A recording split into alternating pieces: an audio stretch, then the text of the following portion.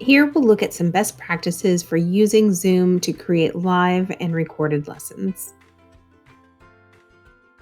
Now, Zoom is not the only tool available to us for this.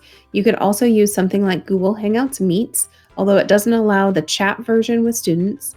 You could also use something like WeVideo, which wouldn't be a live video, but it does allow for editing. You could also use something like Screencastify, which is not live and it is limited to 5 minutes, but it's very simple to use. And there's also other tools out there like using your phone to record or using something like Explain Everything. So here you can see some of the things we're going to cover. We're going to look at how to record to allow your asynchronous viewing. And again, we want to highlight that we're not recording any student images, voices, or names. We'll also look at some best practices so you can get live feedback from students. And lastly, we're going to look at where you're saving your recordings and how you'd like to share those out. So here I have my usual cast of characters, and maybe we just ended a class meeting and we're ready to go into a lesson. So I'm going to do a couple things here. I'm going to mute all, and I'm going to have this unchecked so they cannot unmute themselves. And I'm going to turn off their video. And you can ask them to do that, but I'm going to do it from my side here. Now I'm going to click on Manage Participants so that goes away. And I'm going to click on Chat. And in Chat, I wanted mine set to the option where they are only going to post a question to me, so not everybody sees each other's questions. And that's just up to you. Now I'm going to go up here and I'm going to hide non-video participants, so I only see myself. And now I'm ready to record. So I'm going to click on Record. I know it's recording because it says it so in the top left corner.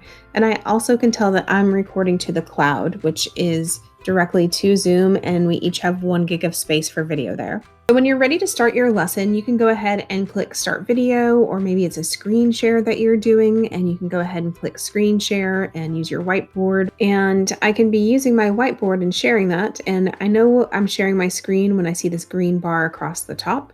So as you're working on your lesson, you might want to go ahead and go back up to the top, click on More and Chat, and that way your chat window can help guide your lesson. You can get some student feedback as you are working through your lesson live, and it's not going to be part of your screen that's being recorded. We're going to stop share. We're also going to go to stop recording, and yes. So now we're done recording. I could do something with my students now if I wanted to do my class meeting or my check-in at this point, and I can go back to manage my participants. We can turn their audio and video back on and have a discussion. Then we can go back, kick them out, and do a lesson again. So you can see how you can go back and forth, but in the recording, we don't want to include any student information. So now we're going to go ahead and end our meeting, and we're going to end meeting for all. Done recording my lesson. There are several ways that I can share this out with students. If I have my email notifications set up to email me, I can just copy that link once it's done processing and forward that in email, Skyward, or Google Classroom. Another way to get to my recordings is to open up a web browser, go to zoom.us, and instead of going to our settings, we're going to go to recordings. Here you'll see both cloud recordings and local recordings. And again, cloud recordings have a 1 gig limit. And if I'm just going to be using these during our quarantine time for a few weeks or whatever, then I'm just going to go here and I can click, and here I can get the shareable link, or I can click the share button and just copy to clipboard. I can paste this again to Skyward, Google Classroom, and email, lots of different options there. If you're thinking of reusing these videos next year and again and having them available, then you can go to recordings. And if you did cloud recordings, you can click more and download.